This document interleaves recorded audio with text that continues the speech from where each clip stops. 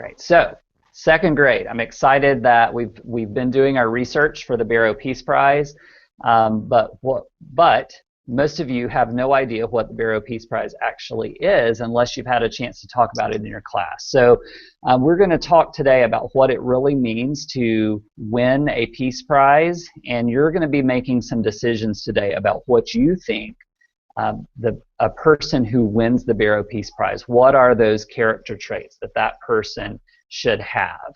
And we're going to be looking at a book today that's called Alfred Nobel, the Man Behind the Peace Prize. So there actually is a Peace Prize called the Nobel Peace Prize that's given out every year to someone around the world for doing something really big and important.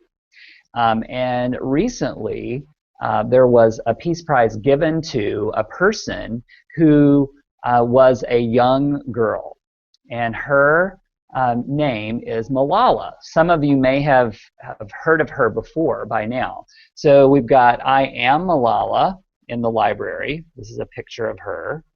And we also have this book called Dear Malala, We Stand With You. So if you want to know more about Malala, who was a winner of the Peace Prize, these would be two great books to look at. But basically what Malala did was she believed that all people should be able to get an education where she lived, and especially girls, because where she is from, girls were really not given the same rights that boys did, and she really was speaking up about people's rights to be able to have an education and go to school.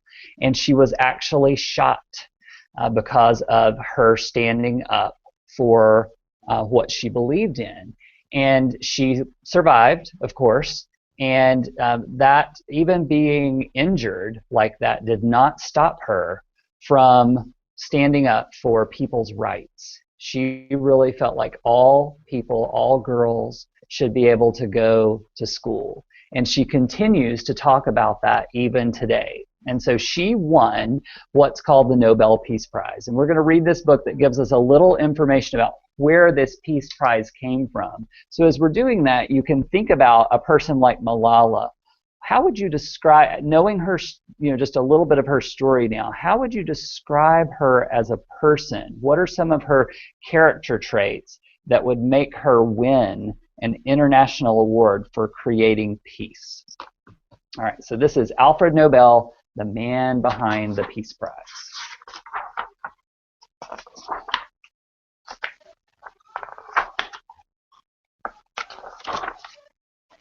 The hammer dropped with a bang. Upon the anvil was a drop of liquid nitroglycerin. Startled, Alfred Nobel began to think about the power of this liquid. A liquid like this could cause enough force to blast away rock where bridges and roads and railways needed to be built. It could help militaries have safer weapons. Most often, gunpowder was used for these purposes, but it wasn't very safe. Alfred's love of poetry and literature was equal to his love of science and chemistry. Although he hoped to spend his life as a writer, he soon realized that writing and poetry would have to wait. Alfred began trying different ways to ignite nitroglycerin safely. With the help of his father and his brothers, Robert and Ludwig, he experimented day and night, sometimes mixing the liquid with gunpowder, which made it easier to handle. Alfred kept testing until he came up with a wooden plug he could fill with gunpowder. He called the plug a blasting cap. It would help builders ignite the nitroglycerin safely. Alfred was pleased. Not long after, Alfred and his brother, Emil, began to make and sell nitroglycerin in their homeland of Sweden. They called it blasting oil, and orders came in from many places. Just as Alfred hoped, the blasting oil was used to build roads and railways, bridges, ports, and towns. One day, in the workshop, Emil and a partner were making some new oil when something went terribly wrong. Boom! Everything exploded. 5 people were dead, including Emil. The tragedy proved one thing to Alfred. He must make nitroglycerin even safer. As the pain of his loss troubled him, Alfred worked day and night. Some days he would feel weak and ill, while others he felt lonely and sad, wanting nothing more than to escape into books or poetry. 2 years after Emil died, Alfred mixed nitroglycerin with sand. This made a paste he could roll into the shape of a rod. He realized such rods could be put into holes so builders could make blasts happen only where they wanted. The rods would ignite only if they had a blasting cap, making them unlikely to explode on their own. Finally, Alfred made nitroglycerin safe to use. Alfred named his invention after the Greek word dynamis, which means power. But to the world, Alfred Nobel had invented something called dynamite. So many of you you've probably heard of dynamite before. So all this leading up to this point in the story was about how dynamite was actually invented. So it was invented by this man named Alfred Nobel. This made Alfred wealthy and famous. Everybody knew about Alfred Nobel and his dynamite. Alfred was happy with success. Most of all, he hoped his inventions would prevent war. He thought that if people were afraid of the harm that explosions could cause, perhaps they would settle things peacefully first. But Alfred was wrong. In many countries, people began to use dynamite to solve problems by hurting others. This made Alfred very sad. So at this point in the story, he's realizing he's made a big mistake. He's invented something that isn't creating peace. It's actually creating war. One morning in France, where Alfred was living, people woke to the newspaper headline, "Alfred Nobel is dead." It reported that Alfred Nobel, the dynamite king, had died of a heart attack. People everywhere were shocked by the news, but nobody was more shocked than Alfred Nobel. His brother Ludwig had recently died, and the newspaper reported it wrong. As Alfred read his own obituary, he realized that others saw him as a man who earned his money by inventing ways to injure people. For the rest of his days, this made him very sad. On December 10th, 1896, Alfred Nobel died a wealthy but lonely man at his home in Italy. He was buried in Sweden. His friends and family gathered to hear the reading of his will. After money had been given to a few close friends and relatives, an announcement was made. The entire estate of Alfred Nobel, one of the richest men in all of Europe, would be used to create yearly prizes for those who have rendered the greatest services to humankind. There would be a prize for accomplishment in physics, another for chemical discovery, a prize for physiology or medicine, and a prize for literature. And last was a special prize. It would be for peace. So on that very day, Alfred Nobel, the man who loved literature and poetry and the art of discovery, left a legacy to be remembered for always as the man who founded what would become known throughout the world as the Nobel Prize. And so Alfred Nobel started out as this man who was an inventor, and he created something that caused war, and that made him very sad. So he left all that money that he made to these prizes that are given every single year for peace. So he wanted to not be remembered for creating war, but for honoring peace. And in the back of the book, it shows you from 1901 all the way up until 2008, which is when this book was published, all of the people who have won the Nobel Peace Prize. So Malala is not in the back of this book because she was more recent than 2008. But what the Nobel Peace Prize does is it looks at people all around the world and what they're doing to create peace. What are the character traits of those people that are trying to create peace in their countries or even in the whole world? So we started this project a couple of years ago to honor these people that were researching and to think about why do they represent peace? What are their character traits that somehow connect them with the word peace? So what we're going to do in your classrooms right now is to really decide what are the character traits that someone should have in order to win what's called the Barrow Peace Prize. So with your teachers, I have shared a doc, and I'm going to show it on the screen right now. You should see that doc. And it's a space for us to talk in our classrooms and to make a list of all the things that you think someone should have in order to win the Barrow Peace Prize. And as you're doing your writing in your classrooms about your person, you're going to be using some of these words that we come up with right now. So I'm going to mute my microphone and give you a chance to talk in your classes and add to this doc. And then we'll come back at the end and maybe your class can share one thing that you thought was really important that you added to the doc. We won't read everything that's on the screen, but maybe you can just pick one thing that you added and tell why so we can hear from each class. So we'll work on this for about 5 or 6 minutes and come back together.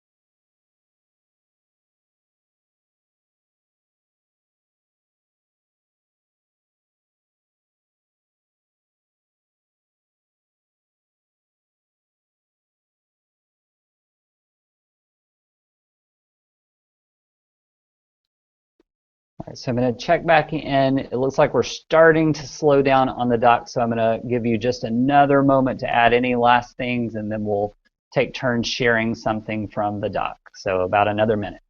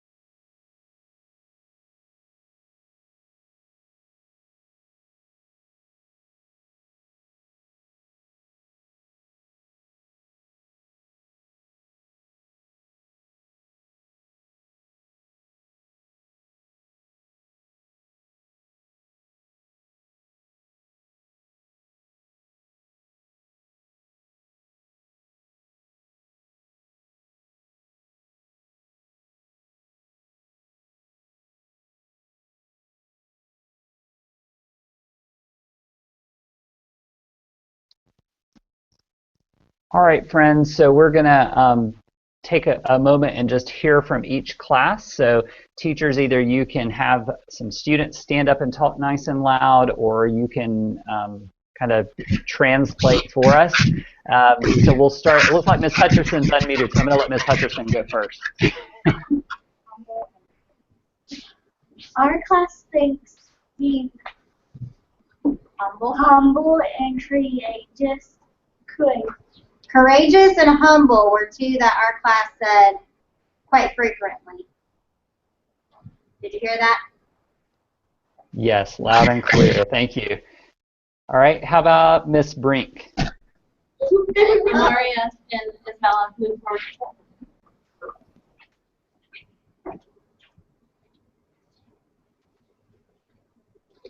Okay.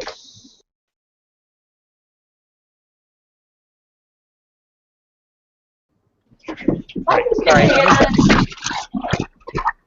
Let's see. Miss Brink, could your class say yours one more time? We said encouraging, so encouraging others to be kind and peaceful and non-violent.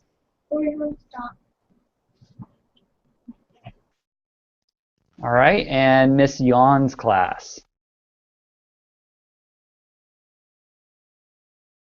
We agree with everything that's been said, and we also wanted to include persistence and patience that goes along with growth mindset, since they had to keep working at it for a long time.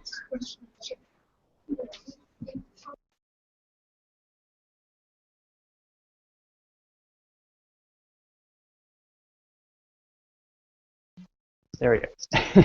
So I still don't hear Miss Ramsire, so we will just look at what her class was able to add to the doc. I'm going to turn my camera back on so you can see me. All right, friends, you all have done an incredible job today listening to the story of Alfred Nobel. And again, if you're interested in Malala, I hope that some of you will come and check out some of the books we have in the library about her.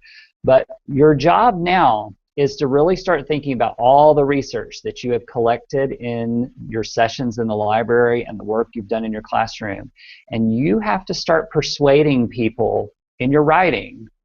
Oh, that's right. Sorry, I see the note. I'm coming to Miss Vanderwall's class next.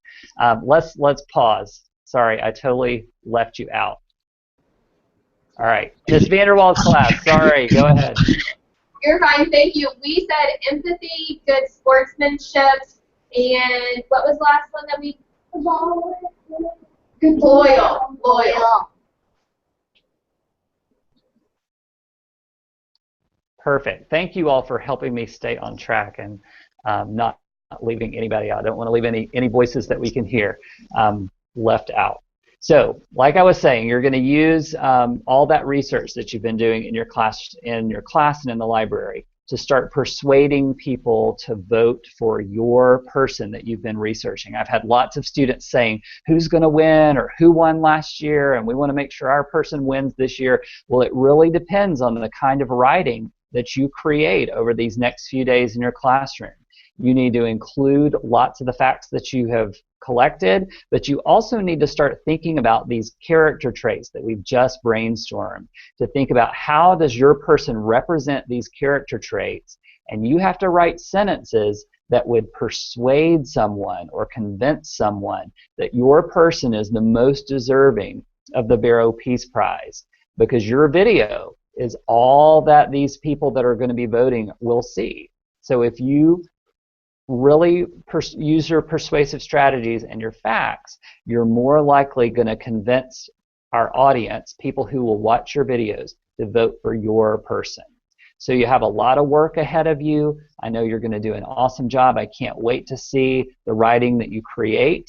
And in just a couple of weeks, you will be in the library recording your writing on Flipgrid, and we'll start sending those videos out into the world for people to start voting on. So if you have any questions or need help along the way, please don't hesitate to ask, and I can't wait to see what you create. So I hope you have a great rest of your day.